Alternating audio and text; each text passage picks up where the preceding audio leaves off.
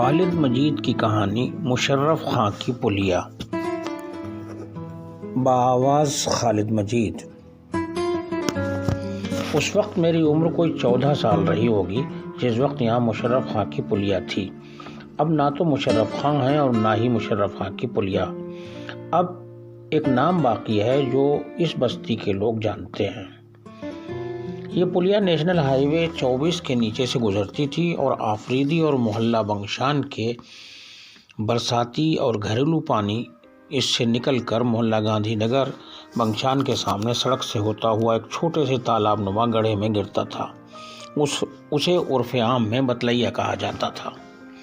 بہت دنوں تک یہ پلیا قائم رہی، مگر جیسے جیسے سڑکیں اونچی ہوتی گئیں یہ پلیا نیچی ہوتی گئی۔ پھر کب ختم ہو گئی اس کا کوئی پتہ نہیں۔ ہائی وے کا پانی کا نکاس سڑک کے دونوں طرف قائم نالوں کو حاصل ہو گیا۔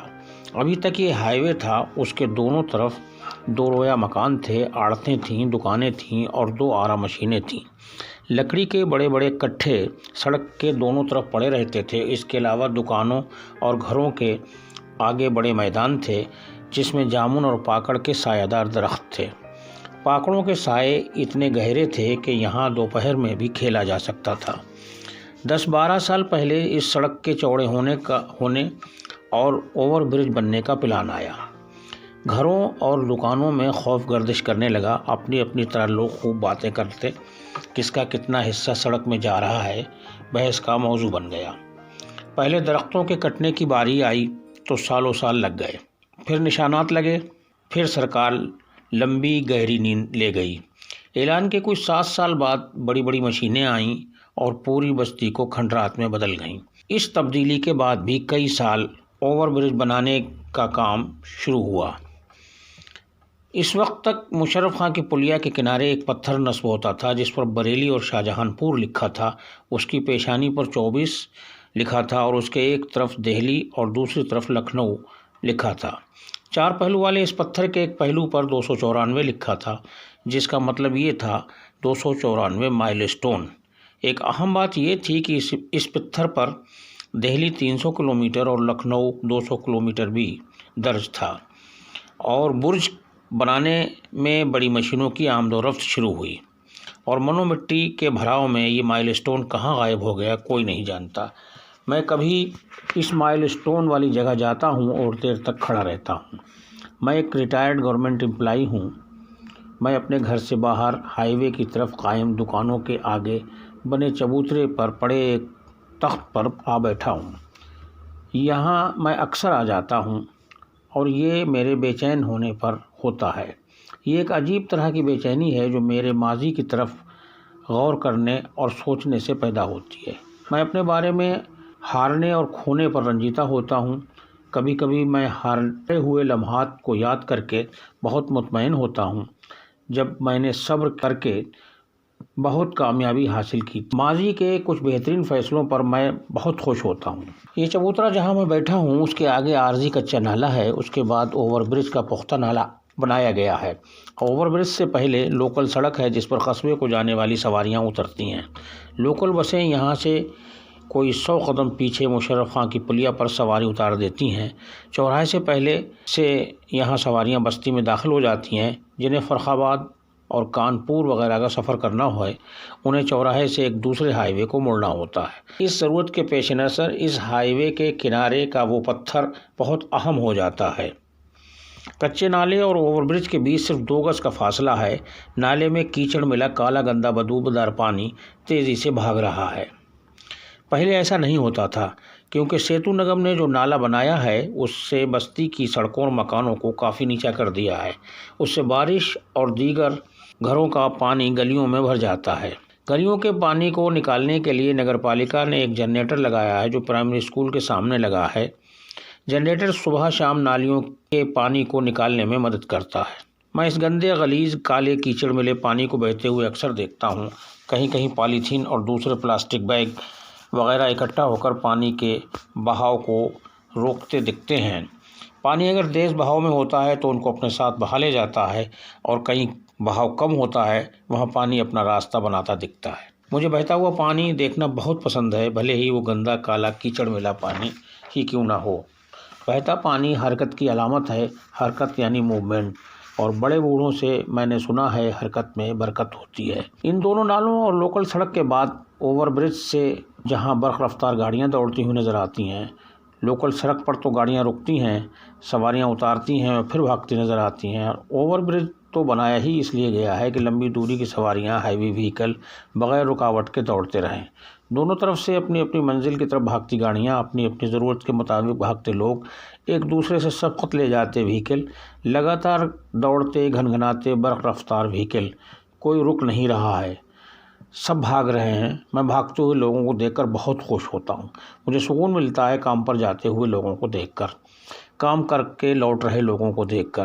ٹھیک اسی طرح جیسے بہتا ہوا پانی، سنگھرش کرتا پانی، ڈھلان مل گئی تو بہاؤ کے ساتھ کچھ بھی بہائے لیے جا رہے ہیں، اور اگر آگے اونچائی ہے تو خاموش ہو کر سب سے کھڑے ہیں، پھر جب تک جڑوں تک ہلا ڈالا پھر آگے بڑھ گئے۔ بہتے ہوئے کالے گندے پانی میں بھی آگے بڑھنے کی چاہت دیکھ کر مجھے تسلی ہوتی ہے۔ ذہنی طور پر میں خود کو تیار کرنے کی کوشش کرتا ہوں، اپنی بے کلی اور بے چینی کو جواب دیتا ہوں۔ ہم بھی لگاتار بھاگتے رہے ہیں، بچپن سے جوانی تک، جوانی سے اب تک، اور اب میں ذرا کمزور ہو گیا ہوں، مگر ہارا نہیں ہوں۔ اب مجھے میرا جسم سوچنے پر مجبور کرتا ہے، میرے پیر سن رہتے ہیں، تلووں میں مستقل جلن ہوتی ہے، پیر اٹھاؤ تو پہنی ہوئی چپل اور جوتے اپنے نہ ہونے کا احساس دلاتے ہیں، گھٹنوں سے نیچے درد رہتا ہے جو چلنے پھرنے میں حائل ہوتا ہے۔ دھیرے دھیرے مریل سی چال کبھی پسند نہیں رہی، اس لیے بے چارگی اور بے بسی کا احساس ہوتا ہے۔ لوگوں کے چہروں میں اپنے لیے صلہ رحمی دیکھ کر میں بہت بے چین ہو جاتا ہوں۔ بھاری بھاری قدموں سے بیماروں والی تصویر میں خود کو دیکھ کر وہ وقت سامنے آ جاتا ہے جب بھاگ بھاگ کر گاڑیاں پکڑتے تھے، کبھی تلہر تو کبھی کٹرا سے میل یا پیسنجر ٹرینوں سے دفتر 10 بجے پہنچ جاتے تھے۔ اندھیرے اجالے گھر سے نکلے اور رات گئے تک گھر آئے۔ نہ بارش راستہ روک پائی، نہ کوہرا اور نہ اندھیرا۔ وہ وقت سالہ سال دیکھا جب کوہرے میں ہاتھ کو ہاتھ نہیں دکھتا، سرد ہواؤں اور برف جیسی ٹھنڈی راتوں میں لیٹ ٹرینوں سے گھر پہنچتے، چپچپاتی گرمیاں دیکھیں، برستے بادل دیکھے، جام سڑکوں پر گھنٹوں کھڑے رہے، اور کھڑے رہنے کے بعد پیدل ہی مسافت کو غنیمت جانا۔ وقت سے نہیں ہارے، وقت کو ہرایا۔ سستی کاہلی نہ دفتر کو دکھائی نہ سفر کو۔ آج جب جسم مختلف طرح کی پیچیدگیوں کا گہوارہ ہے، بے چینی، بے کلی، درد اور کمزوری سب مل کر ایک سینئر سٹیزن کو ایک مجرم کی طرح گھیرے ہیں، مجھے بہتا ہوا پانی، چاہے وہ نالی کا کیچڑ ملا گندا کالا پانی ہی کیوں نہ ہو، اور بھاگتے ہوئے لوگ بہت اچھے لگتے ہیں۔ کیا وقت تھا جب دوڑتے بھاگتے وقت گزارتے تھے، 10-11 بجے تک رات کو ہوٹلوں چوراہوں پر جمگھٹ میں شامل رہتے تھے، ملاقاتیوں سے ملنے کے لیے لمبے لمبے سلسلے تھے، شعر و ادب تھا، افسانے تھے، خوش گپیاں تھیں، لیکن اب کچھ بھی اچھا نہیں لگتا، نہ کہیں بیٹھنا، نہ خوش گپیاں، نہ فالتو بحثیں۔ اب صرف ایک بار اس طرف روزانہ جانے کو جی چاہتا ہے جہاں کبھی گھنٹوں بیٹھا کرتے تھے۔ دھیرے دھیرے چلے گئے اور پھر کوئی سبزی وغیرہ لے لی اور خاموشی سے واپس آ گئے، کہیں 10-5 منٹ کو کھڑے ہو گئے، گھر آئے، نماز کو چلے گئے۔ اس طرح دن تو گزر جاتا ہے، مگر راتیں اللہ کی پناہ، چاہے سرد ہوں، چاہے برساتی، یا پھر چپچپاتی گرم، یا پھر مچھروں کے ساتھ تصادم والی، کاٹے نہیں کٹتی۔ کروٹیں بدلتے اور بار بار واش روم کو جاتے کوفت ہوتی ہے، بار بار گھڑی دیکھنا، وقت یوں ہی ہاتھ سے نکلا جا رہا ہے سوچ کر پڑھنے بیٹھ جاتا ہوں، اور اب اس میں مزہ آنے لگا ہے۔ البتہ معمول اس قدر بگڑ گیا ہے کہ راتیں جاگتے اور دن دیر تک سوتے گزرتے ہیں۔ اب آپ ذرا بتائیے، آپ بھاگتی ہوئی دنیا یا پھر بہتے ہوئے پانی کے ساتھ کتنی دیر چل سکو گے؟ اور پانی جسے صرف بہنا ہی نہیں، صبر و تحمل، جوش اور طاقت، سادگی و متانت سب کچھ حاصل ہے، وہ ان سب کا مظاہرہ کرتے ہوئے اپنا راستہ بنا لیتا ہے۔ میں یہ بات اپنے ذہن میں ٹٹول رہا تھا کہ ذہن میں کسی نے کہا، ارے صاحبو، ہم تو اشرف المخلوقات ہیں، اللہ نے تو ہمیں قوت، ہمت، حوصلہ، بردباری اور انسانیت، تکنیک اور حکمت دی ہے، جس کے ذریعے ہم نے مشکل ترین حالات کو آسان بنایا ہے۔ نئی نئی معلومات ہم دنیا کو پیش کر رہے ہیں۔ ہم کمزور تو ہیں مگر ہارے نہیں ہیں، کیونکہ پوری دنیا جانتی ہے طاقت سے، قوت سے حالات نہیں بدلے جاتے، حوصلوں اور تکنیک، حکمت سے راستے بنائے جاتے ہیں۔ مجھے پتا ہے میں بھاری بھرکم بوجھ نہیں اٹھا پاؤں گا، مگر قلم تو چلا پاؤں گا۔ اور میں جن راستوں سے گزر آیا ہوں ان راستوں سے جانے والے قافلوں کی رہنمائی تو کر سکوں گا۔ چبوترا جہاں میں بیٹھا ہوں وہاں اب اندھیرے نے اپنی میلی کالی چادر پھیلا دی ہے۔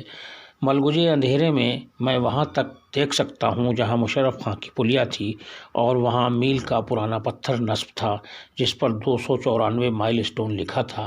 اب وہ مائل سٹون وہاں نہیں ہے جس سے آنے جانے والوں کا راستے کا پتہ ملتا تھا۔ میں دھیرے دھیرے چل کر اسی جگہ کھڑا ہو گیا ہوں جہاں وہ میل کا پتھر تھا، شاید اس لیے کہ میں کسی کی رہنمائی کر سکوں، چاہے تھوڑی دیر ہی صحیح۔ خالد مجید۔ یہ کہانی اگر آپ کو اچھی لگی ہے تو اسے سبسکرائب کریں اور اپنے ساتھیوں کو اور دوستوں کو بھی بھیجیں۔